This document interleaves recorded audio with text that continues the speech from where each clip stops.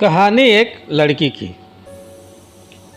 नमस्कार दोस्तों, आज की कहानी एक गरीब और मजदूरी करने वाली लड़की की है। तो आइए जानते हैं इस लड़की की कहानी। दोस्तों, कहानी अच्छी लगे तो लाइक करिएगा और चैनल पर पहली बार आएँ तो सब्सक्राइब करिएगा।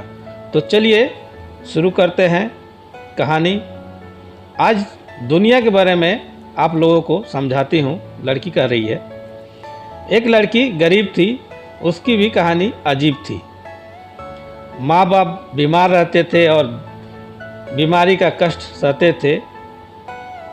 माँ बाप को लड़की की शादी की चिंता सता रही थी।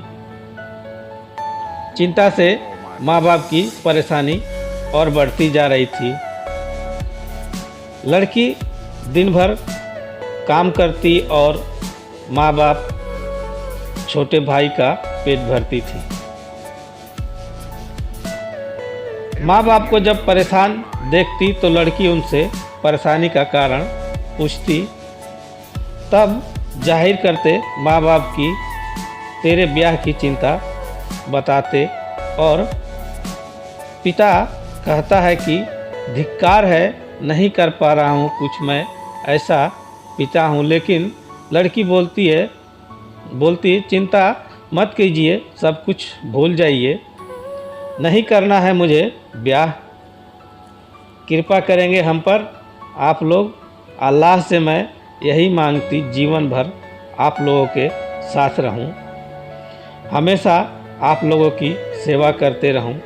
लड़की के माँ बाप सुनकर अपनी बेटी की बातें भूल जाते थे, अपने कष्ट सारे। लेकिन फिर भी यह सोचकर मन व्यथित होता और अंदर ही अंदर शादी को लेकर मन में चिंता बनी रहती। एक दिन गरीब लड़की के घर पर एक रिश्ता आया। लड़के वालों ने दहेज की बहुत बड़ी मांग की।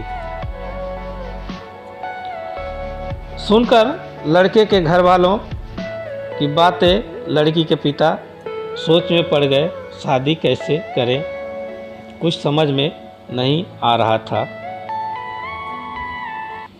माँ बाप लड़के के परिवार के आगे हाथ फैलाए और बोले, कृपा करें हम पर कुछ तो रहम करें, वरना रह जाएगी मेरी बिटिया कुंवारी, कुछ तो सोचे।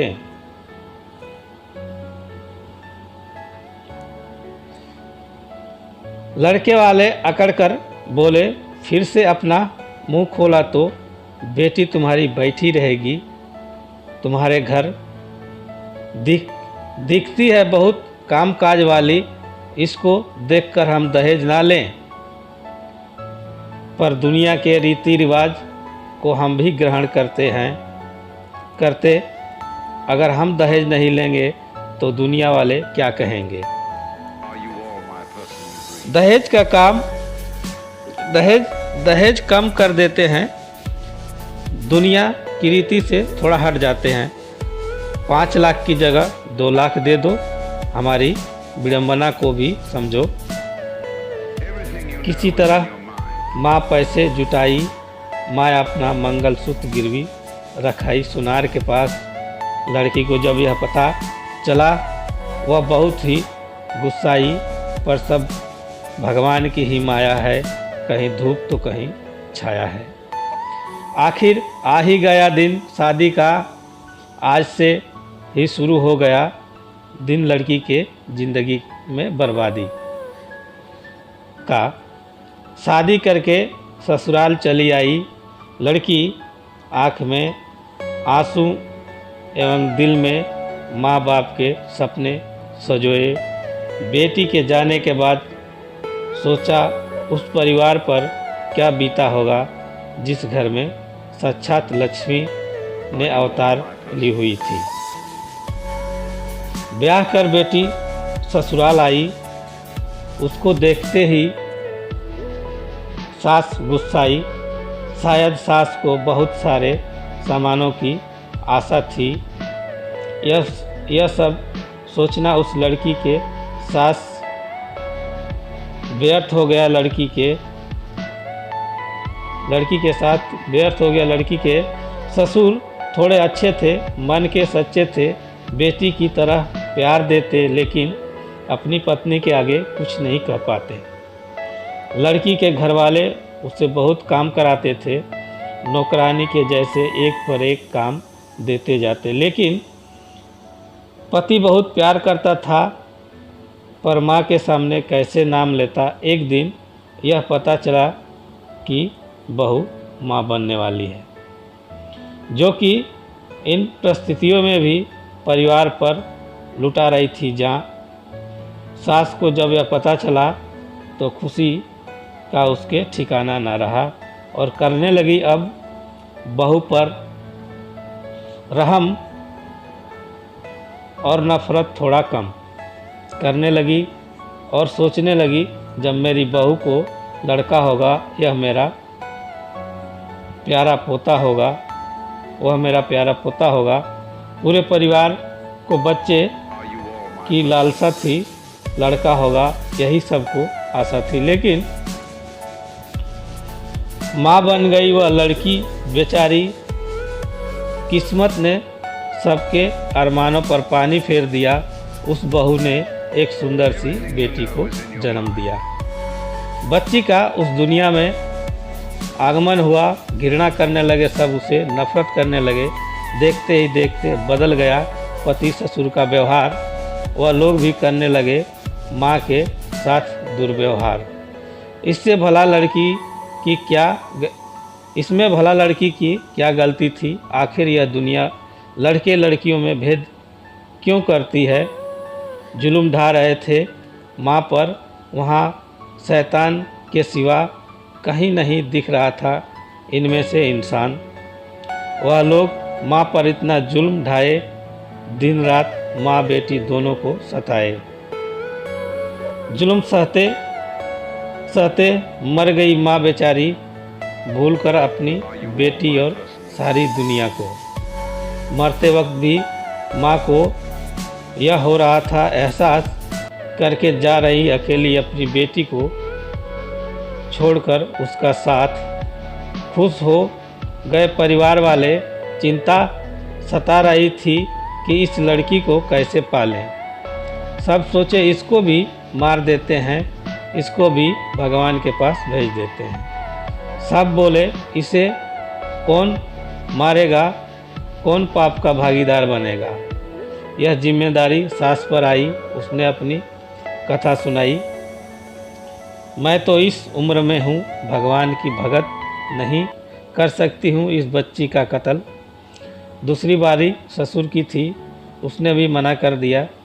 इसके बाद लड़के का आया, उसने यह जिम्मेदारी उठाया। वह सोचा माँ और बेटी की लाश साथ ही ठिकाने लगाऊंगा और इन दोनों को एक साथ दफन कर दूंगा। वह बच्ची को मारने कमरे में गया। बच्ची का रोता हुआ चेहरा देख तो वह अपनी माँ को देखकर रो रही थी। शायद उसे भी अनुभव था कि वह अपनी माँ को खो दिया है।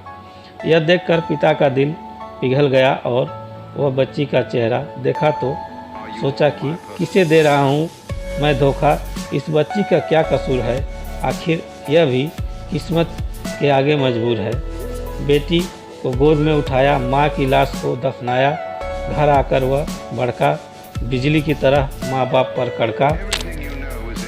बोला मैं हूँ बदनसीब, अपनी पत्नी का हत्यारा, आप लोगों के चलते मैंने ही उसको मारा।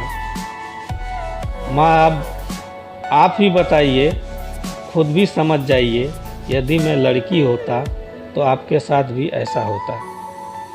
क्या कोई माँ अपने बच्चे को छोड़कर रह पाएगी? सब कुछ भूल जाएगी, पर बच्चों को ना भूल पाएगी।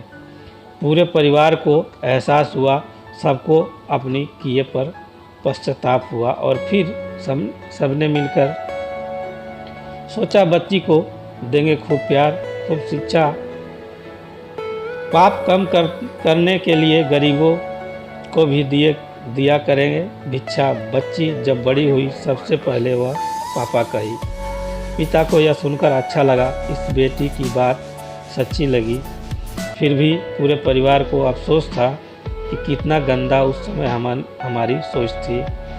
कहानी समाप्त हुई दोस्तों। यह कहानी कैसी लगी? अच्छी लगी तो लाइक करें और चैनल पर पहली बार आएँ तो सब्सक्राइब करें। तो फिर मिलेंगे किसी ऐसे ही कहानी पर। तब तक के लिए बाय बाय, धन्यवाद, नमस्कार। दोस्तों कहानी आप लोग सुन लेते हैं, कम से कम चैनल को सब्सक्राइब भी कर लिया करें। ठीक है, फिर मिलेंगे किसी ऐसी कहानी पर। धन्यवाद, नमस्कार।